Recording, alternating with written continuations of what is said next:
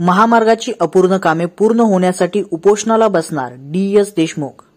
राष्ट्रवादी काँग्रेस कडेगाव पलूस तालुका अध्यक्ष व पाणी संघर्ष समिती अध्यक्ष डी.एस. देशमुख, संयोजक अभिमन्यू वरुडे, जीवन करकटे, अनिल उर्फ पिंटू देसाई, प्रवीण करडे व इतर मान्यवर यांनी प्रांताधिकारी रणजित भोसले यांना निवेदन दिले आहे.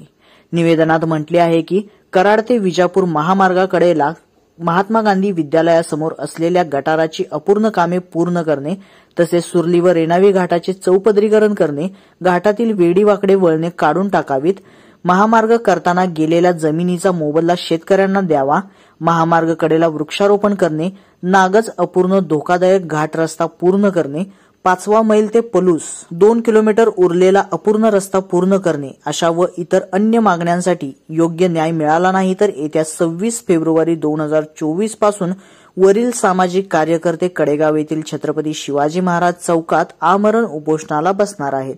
अशा मागणीचे पत्र कडेगाव प्रांताधिकारी रणजित भोसले, तहसीलदार कार्यालय तसेच पोलीस निरीक्षक विनय रामचंद्र बाहिर यांना देण्यात आले आहे. यावेळी पाणी संघर्ष समितीचे सामाजिक कार्यकर्ते बजरंग अडसूळ, नामदेव रासकर, दीपक न्यायनीत, आप्पा यादव, मोहन जाधव, सुरेश मोहिते यांच्यासह अनेक मान्यवर उपस्थित होते.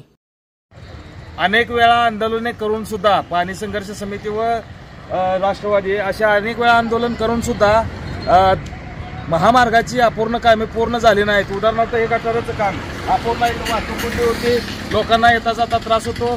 सुरली घाट जो आहे त्याचं रुंदीकरण, नागज घाटाचं रुंदीकरण, त्या नागज घाटाचं अपूर्ण काम, नागज घाटात होणारे दररोज म्हणजे रात्रीचे लुटमार वगैरे, त्या अपूर्ण घाटाच्या कामामुळे होणारी लुटमार आणि ही जी अपूर्ण कामं आहेत ही पूर्ण व्हावीत यासाठी आमचे पाणी संघर्ष समितीचे अध्यक्ष देशमुख बापू हे आणि त्यांचे सर्व कार्यकर्ते हे आज जे निवेदन दिले त्याची जर दखल घेतली नाही तर ते आमरण उपोषणाला बसणार आहेत.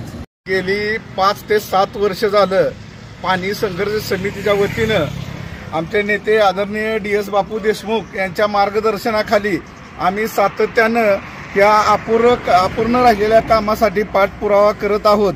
त्यासाठी आम्ही वेगवेगळे आंदोलनं सुद्धा केलेली आहेत. अगदी गटारात बसून आंदोलन केलेलं आहे, रस्त्यावर झोपून आंदोलन केलेलं आहे. तातडीच्या अधिकाऱ्यांना याची आमची जाग येत नाही.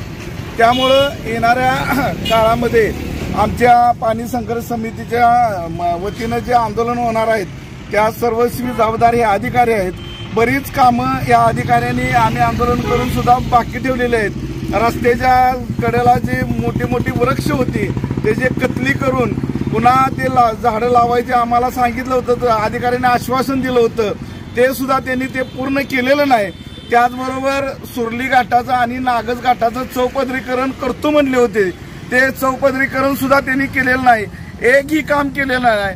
फक्त आमच्या आंदोलनाच्या जोरावर त्यांनी रस्त्यात जे स्पीड ब्रेकर होतं त्याचं थोडंसं काम केलेलं आहे आणि आम्हाला थांबवलेलं आहे. त्या अनुषंगानं आम्ही इथून पुढच्या कालखंडामध्ये पाणी संघर्ष समिती आणि आदरणीय डी.एस. बापू देशमुख आम्ही थांबणार नाही.